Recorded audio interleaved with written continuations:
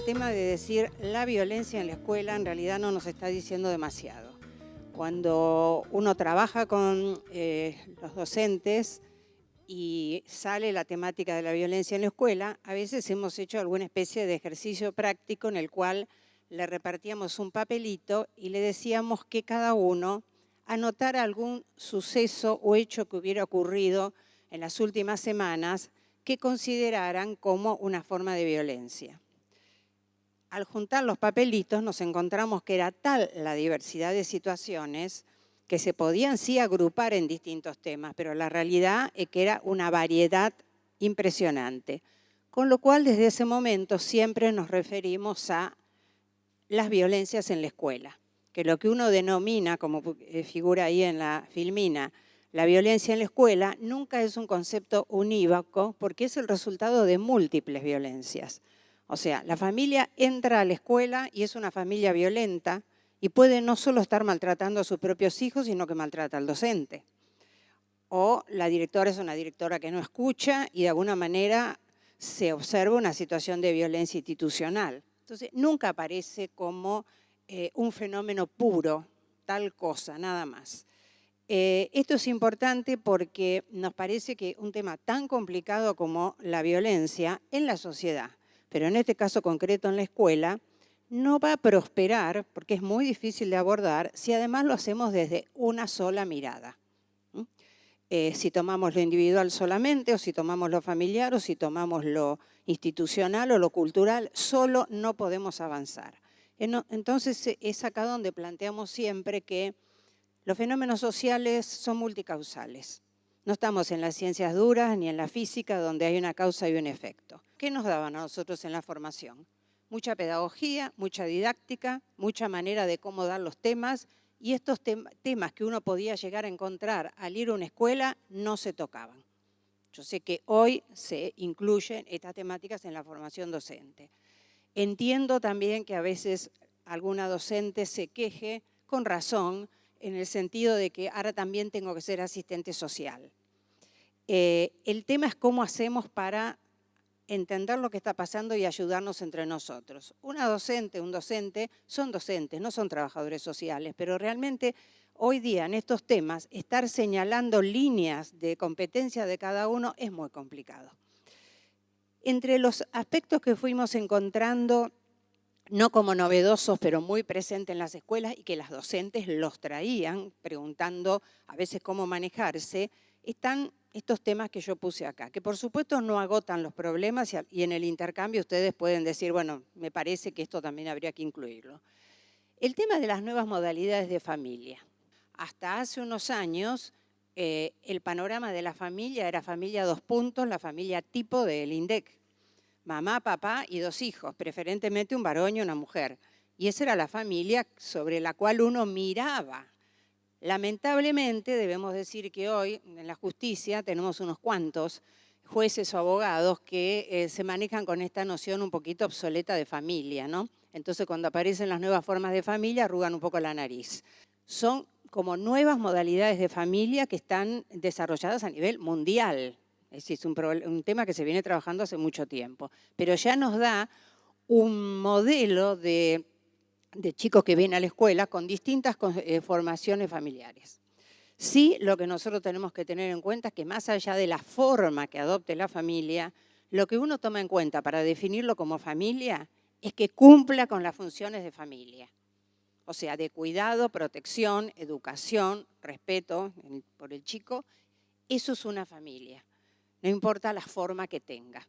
Y puede haber muchas familias perfectamente compuestas con libretita de casamiento y mamá y papá y demás, y de repente tenemos violencia, tenemos abuso, tenemos un montón de cosas. La forma no garantiza el ejercicio de una adecuada función. Esa es la frasecita que me parece que cerraría un poquito este tema. Otro tema que es importante, y que esto ustedes lo deben ver cada rato, es la violencia en la familia. Que esa violencia nos llega a nosotros a través del chico con problemas, de la mujer golpeada, de los casos que vemos y cómo intervenimos. Cuando hablamos de violencia familiar, es pantallazo general para que quede claro, hoy día la violencia familiar incluye todo lo que está acá en el listadito. La violencia hacia la mujer, que en estos momentos me cuesta mucho mencionarla, dado los sucesos que estamos conociendo a diario. La violencia institucional es un tema que daría para un panel entero, ¿no? La propia institución como generadora de violencia. La institución recibe violencia y ejerce violencia, más o menos según cada institución, los directivos que haya, los docentes, las presiones que reciban de arriba y las presiones que reciban de los chicos y las familias. No es un espacio fácil para estar transitando, pero bueno, es un tema que da para reflexionar de alguna manera para no ser, cualquier institución, más allá de la escuela, no ser reproductoras de la violencia que hay a nivel social. Como que la escuela pueda por lo menos pararse frente a esto. No puede evitar la violencia social que llega, pero tratar de no reproducirla a la propia escuela. Y sí quiero mencionar estas dos formas que aparecieron también y que son un peligro. Las nuevas tecnologías y los riesgos. El ciberacoso, el ciberbullying, la pornografía y la pedofilia. Esto penetra en cualquier lado, por ejemplo, hasta en una clase de computación donde uno no está controlando qué están haciendo con la computadora, se mete en alguna página y en esta situación creo que hay que trabajar mucho en la escuela con los riesgos que esto implica. Y el último punto, bueno, tiene que ver con lo que yo había comentado antes de las buenas y malas prácticas que ocurren en las instituciones y con las cuales tenemos que estar muy alertas. El modelo vincular que la institución muestre hacia afuera, ya sea las docentes con los directivos, las docentes entre sí y demás, es un modelo ejemplificador que puede ser bueno o malo.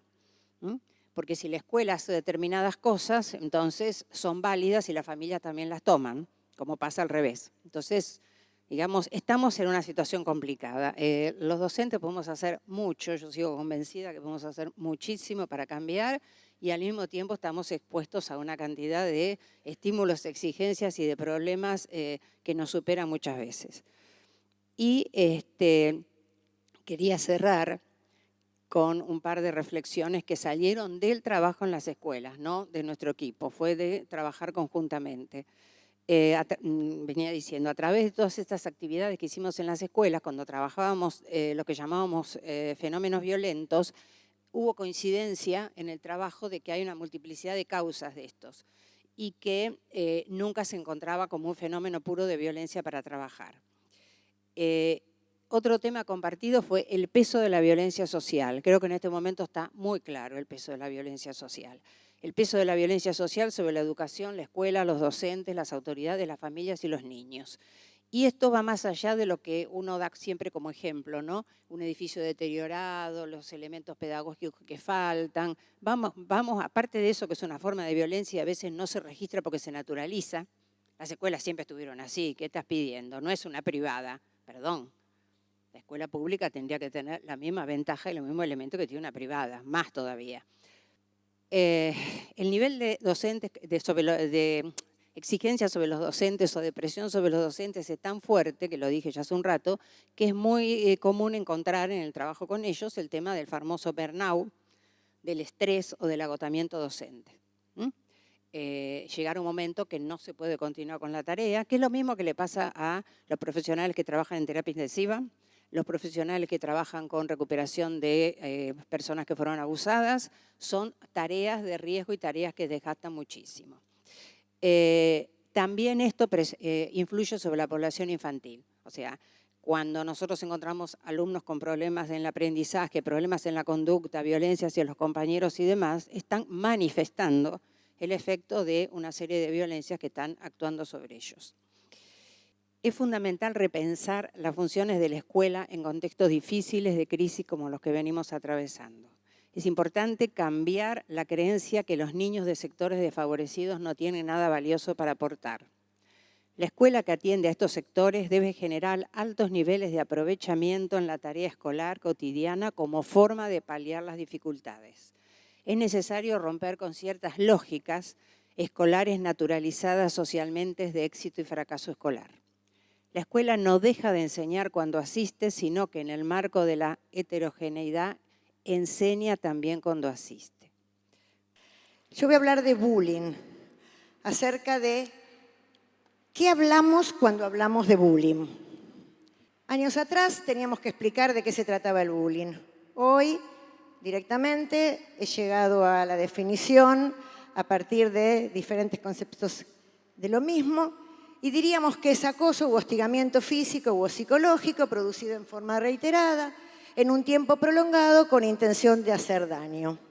Están los que dicen que el bullying es una relación de poder, están los que dicen que el bullying no existe como tal, están aquellos que opinan que el bullying tiene que ver con el eje de la culpa que está puesta en el victimario y no en la víctima y no en el victimario.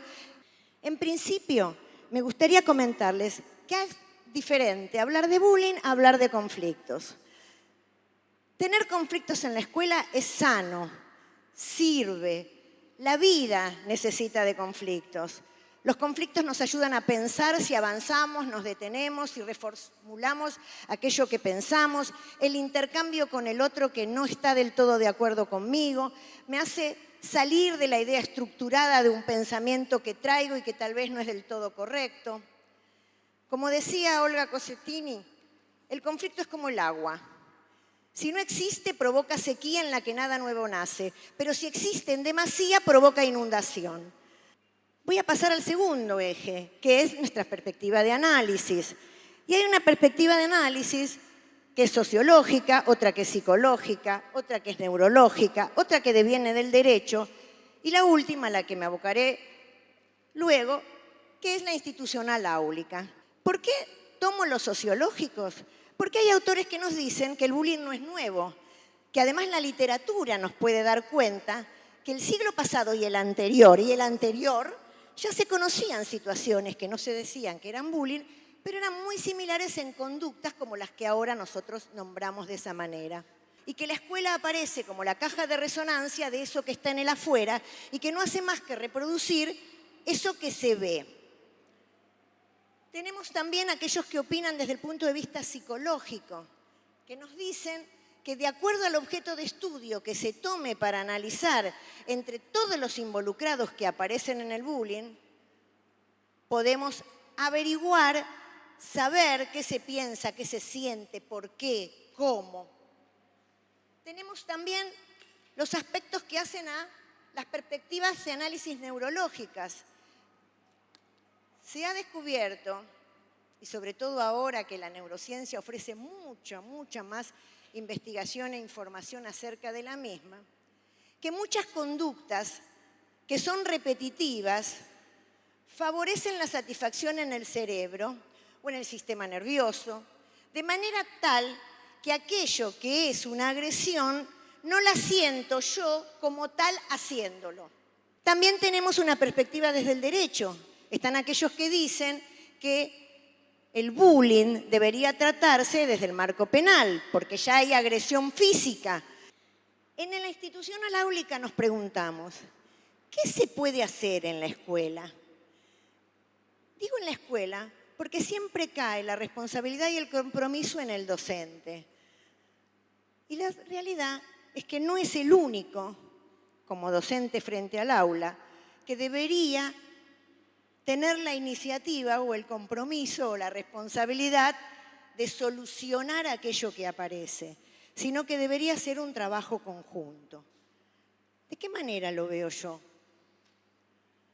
Primero, para que quede claro, instalado el bullying, el abordaje sí o sí debe ser interdisciplinario. No puede quedar solo en manos de un maestro, no puede quedar solo en manos de un directivo.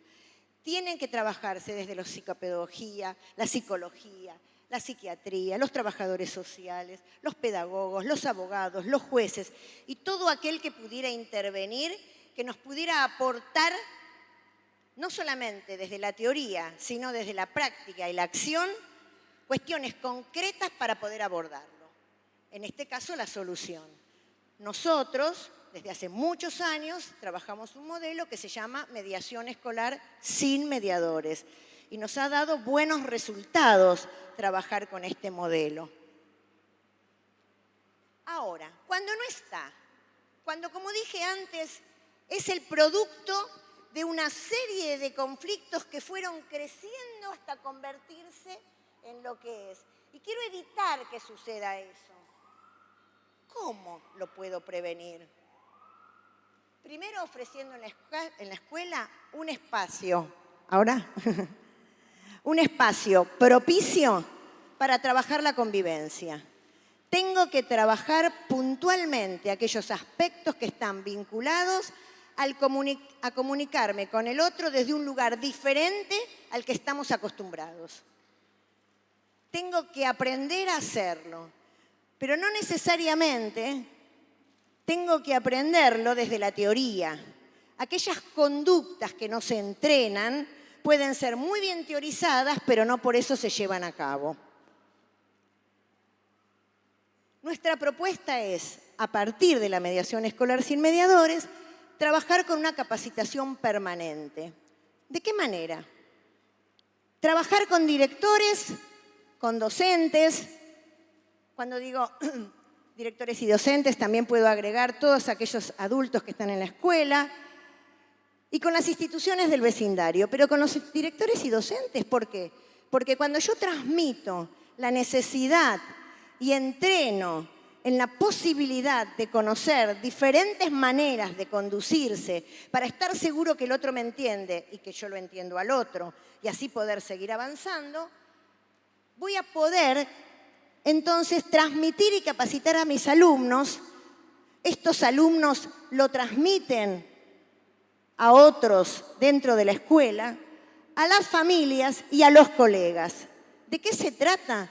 De que la escuela cumpla el rol para el cual está creada, que se multiplique el impacto en la comunidad y que todos puedan comunicarse de una manera diferente.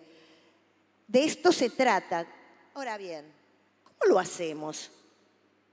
Una vez que yo trabajo con el alumno y con el grupo, y ahí es aquello que yo vine diciendo que tenía que ver con la convivencia en general, una vez que yo trabajo con ellos, juntos definimos cuál va a ser la norma para que esa conducta que se lleva a cabo, se respeta por todos, o por algunos no, pero se decide cuál es la reparación de eso que no se respetó, se convierte en norma. Fíjense que yo empiezo al revés de lo que estamos acostumbrados. No empiezo por la norma.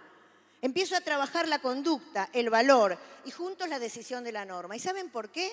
Porque los valores se construyen, pero las normas se respetan. Y se respetan a través de conductas que se llevan a cabo. Y solamente cuando soy partícipe de esa construcción, voy a sentir con mucha mayor ganas, compromiso y responsabilidad el ponerlas en práctica. Otro de los abordajes que hay que tener en cuenta es el eje que tiene que estar puesto según la ocasión y según el tipo de caso que se presenta, en la vergüenza que debería sentir el acosador, no el acosado, por aquello que hace, trabajar la empatía, la reparación, sentir que hizo daño y trabajar con el grupo de niños, si es necesario, que está acorde con el acosador o que se queda callado y no hace nada para defender al acosado. Todo esto en el marco de los contenidos curriculares. ¿Por qué no es un trabajo que se hace aparte? Esto es parte de la vida cotidiana de la escuela, es parte del caminar con el estudiante. Y además nos ayuda a nosotros a poder abordar determinadas situaciones fuera del aula. Me quedan 3 diapositivas y cierro. ¿Por qué trabajar esto que son técnicas y estrategias y entrenarnos en ellas? Porque permiten desarrollar el lenguaje y regular las emociones, fundamental para poder salir de este círculo vicioso que parece ser la violencia y el conflicto y el no saber qué hacer. Las técnicas, porque me permiten transformar los actos de agresión en palabras y en actividades lúdicas para el docente y para el estudiante. ¿Con qué? Con técnicas y estrategias de la comunicación, con habilidades sociales más capacidades socioemocionales que se incluyen en esas técnicas, con cuadernillos y libros que permitan actividades de entrenamiento, con programas de convivencia diseñados por y con los estudiantes. ¿De qué se trata? De una escuela donde se pueda aprender a convivir y se conviva aprendiendo. Muchas gracias.